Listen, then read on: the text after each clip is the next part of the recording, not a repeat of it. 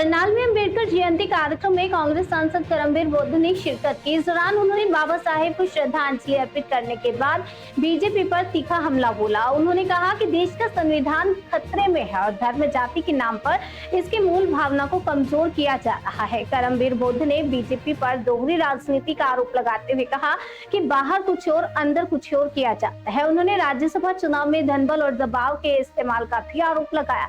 साथ ही cross voting को लेकर सवाल उठाते हुए कहा कि कई वोटों पर अब तक जवाब नहीं मिला।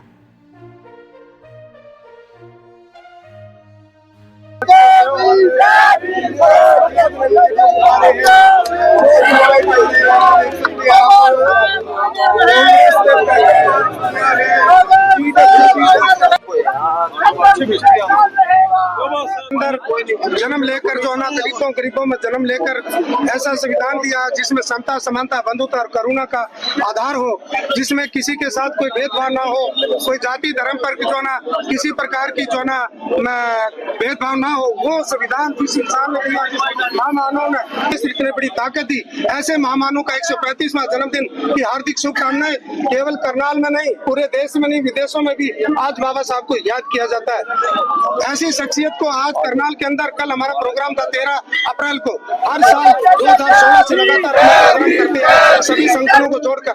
लेकिन मैं धन्यवाद करता हूँ बाबा जी का, रात को 10 बजे मुझे मिले और उनके कहने लगे हम जो है सभी लोग, सभी जातियों के लोग, सभी धर्मों के लोग बाबा साहब का run for Ambedkar, run for constitution करना चाहते हैं। मुझे दिल्ली जाना था लेकिन फिर भी मैंने इनकी रिक्वेस्ट को स्वीकार किया कि बिल्कुल अच्छा काम है।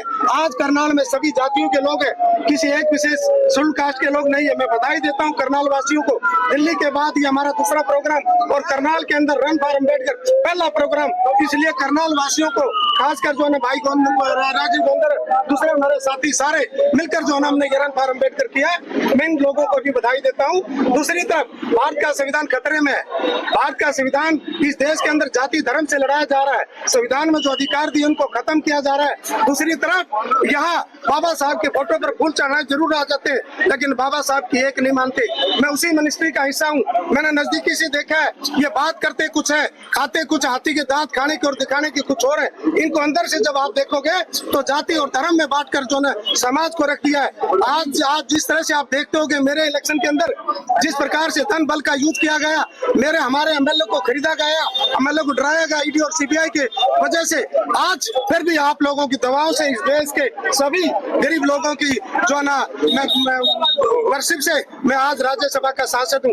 लेकिन मैं वादा करता हूँ कि मेरे पास चाहे वो चंडीगढ़ का घर हो चाहे दिल्ली का घर हो, ये सभी साथी धर्म जाति से ऊपर उठकर मेरे पास आएंगे। मैं इनका आदर करूंगा। मैं घर में किसी प्रकार का इन लोगों को तिरस्कार की भावना से नहीं देखूंगा। मेरे घर में आए, मेरे भाई की तरह आए, मेरे एमपी के घर में ना आए, भाई के घर में आए। इस प्रकार की मैंने इन लोगों से अपील किया। जिन लोगों ने आपको हराने का प्रयास किया, जो आपके विधायक थे, उनके खिलाफ क्या कार्रवाई की मांग की है? आप ये देखिए, अच्छी बात है, लेकिन मीडिया से भी मेरा एक प्रश्न चिन्ह है कि उनके 48 थे बीजेपी के, उनको कितनी वोट आई?